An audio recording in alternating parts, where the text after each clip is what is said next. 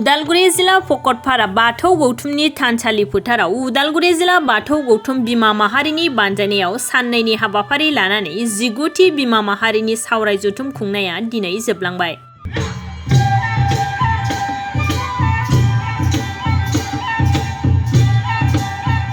साननैनि हाबाफारि बायदियै धोरोमारि गियाननि सायाव सावरायनाय, नखर दानायजों लोगोसे समाज फोसाबनाय, बायदि समाजारि जौगानाय, धोरोम जौगानायनि बिथिङाव गोख्रों खालामनायनि बिथिंखौ नोजोर बोनानै उदालगुरि जिल्ला दुलाराय बाथौ गौथुमनि बिमा माहारिनि सावरायनाया जोबनानै थांबाय। दिनैनि जोबथा सावराय जथुमाव जिल्लानि गोबां बिमा माहारिखौ बाहागो लानायखौ नुनो मोन्दों।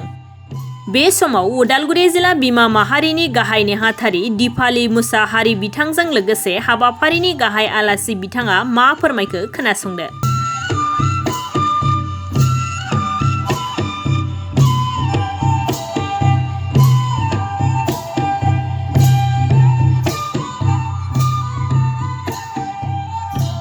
सांग्रांथि दं गामिनि आरो बियाबनि आरो जिल्लानि जाबायदि जों बिबानखौ सामलायनानै जों जिल्लानि बिमा माहारि सावरायमेलनि गेजेरजों बियाब आरो गामिनि माइनावफोरखौ धोरोमनि सोमोन्दै लानानै जों खुंनाय जायो। गोबां धोरोमनि गियान बा गथ'फोरनि बा जोंनि बे मुगायाव जोंनि माइनावफोरा जाबायदि थासारियाव गाज्रि थासारियाव थांदों, बे गाज्रि थासारियाव थांनायखौबो जों मोजां थासारियाव लाबोनो थाखाय बे सावरायमेलखौ जों खुंनाय जायो। आथिखालनि आइजो माहारिखौ बेखौनो खावलायनो लुगैयो जे जों गावनि हौवा बा गावनि नखर गथ' गथायखौ लानानै उन्दै समनिफ्राय जाय बिमा बिफाफ्रा धोरोमनि गियानखौ जों होनानै गथ'फोरखौ फेदेरो फोरोङो, अब्लानिया हयथ' बै गथ'फोराबो मोजां थासारिखौ जों लाबोनो हायो होननानै जों सानो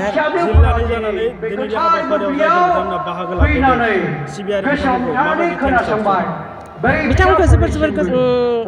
थेंक्स जासिदों। मानो होनोब्ला दिनै जों 22 खन बियाबनिफ्राय जा माइनावफोरखौ जों लिंहरदोंमोन, बेबायदिनो जोंनि बे 19थि बिमा माहारि सावरायमेलखौ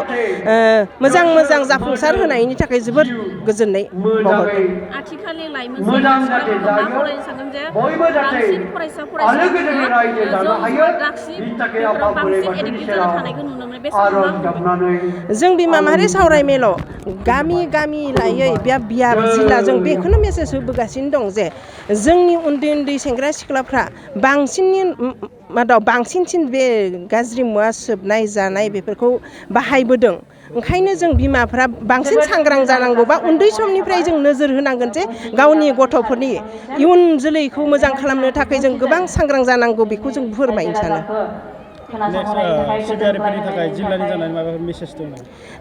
जिल्लानि जानानै आरो फैबाय थानाय जों बे 20थि बिमा माहारि सावरायमेल जागोन फैगोना, बेखौ जों भैयाघाट बियाबावहा लानो सानदों। बे भकतपारा मोदैबारि बियाबाव जाबायदि जोंनि बिमा माहारि सावरायमेल सावरायनायाव 22 खन बियाबनि बिमा माहारिफोरा जेरैबायदि लैहोर फैनानै जोंनि सावरायमेलखौ मोजाङै जाफुंसार होदों, थिग बेबायदिनो फैबाय थानाय 20थि बोसोरारि सावरायमेलखौबो जाहाथे बै माइनावफोरा बेबायदिनो मोजाङै मोजां जाफुंसारथों होननानै आं गोसोसिम सानो। बिमा माहारिनि सावराय जथुमानि गुबै थांखिया मा? बिमा माहारि गुबै थांखिया बेनोदि जोंनि धोरोमखौ लानानै जोंनि नखर संसार जानायावहा जे मोजाङै धोरोमनि गियान होनानै नखरखौ जौगासार होनांगौ, जोंनि बर' समाजखौ जौगासार होनांगौ, बेफोरखौनो सावरायनो थाखाय जों बे बिमा माहारि सावरायमेलखौ संनाय जायो। गोजोन्थों। न' गंसेखौ सामलायनांगौबा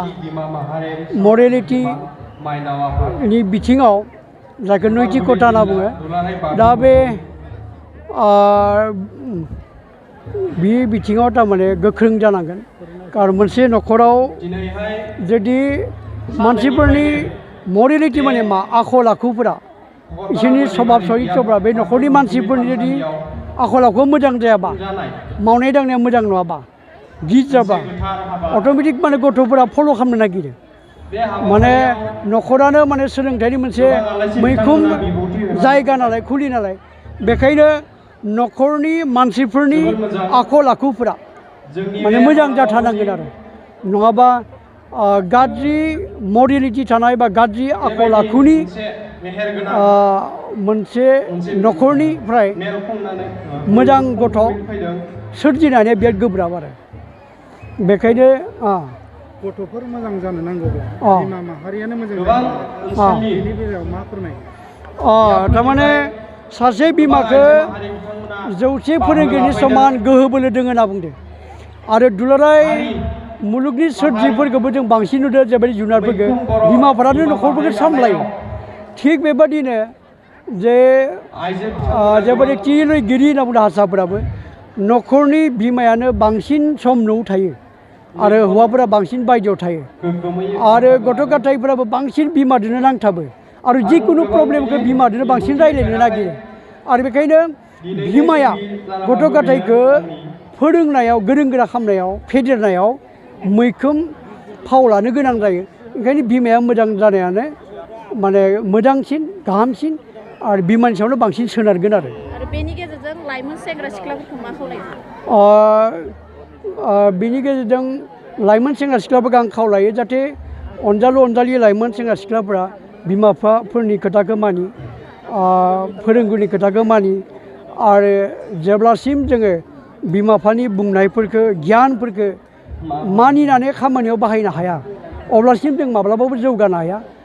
आरो जोङो गोबां लाइमोनफोरखौ नुदों आरो थाखोसे लाइमोनफोरखौ नुदों जे बिसोरो बिमा बिफानि खोथाफोरखौ मानिया आइ आफाखौ मानिया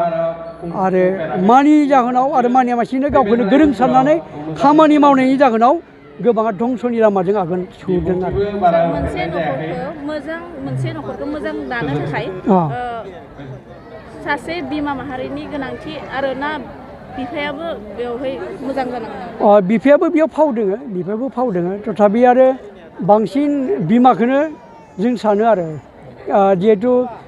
मा होनदों पुरुष प्रधान मा होनदों हौवा गाहाय जोंनि समाज नालाय बे समाजाव हौवाफोरा बांसिन बायजो थानो गोनां जायो खामानि दामानिनि थाखाय बे बेलायाव थारमाने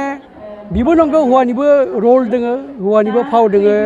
बिमानिबो फाव दोङो खिन्थु बांसिन बागै बिमाया लानांगोन आरो बे फावखौ आथिखालाव माखासे आइजोफोरनि समाजारि थासारिया जोबोद गाज्रि जाबोदों बे बिथिङाव आथिखालनि थासारिखौ लानानै मा बुंगोन सार दा आथिखालाव बिमा माहारिनि आखल आखु बा थासारिया गाज्रि जानायनि मैखोम जाहोनखौ आं सानदों जे बिथांमोना धोरोमनि फारसे लेमलायनाय गैया धोरोमनि आसार खान्थि नियमफोरखौ बिसोर मानियाखै मानिना सोलियाखै आरो मानिनो हायाखै आरो फालिनो हायाखै आरो बेनि थाखायनो बिसोर गाज्रि लामाथिं आवगायलांदों आरो मोजांथि फैनांगौबा बिसोरो माने धोरोमनि हेफाजाब लाखानांगोन आरो धोरोम गुरुफोरजों सावरायनांगोन थानसालियाव थांनांगोन आरो सिबियारि माहारिया आफाद हिसाबै मा मावनांगौ दं बे बिथिङाव आइजो आफादा माने आफाद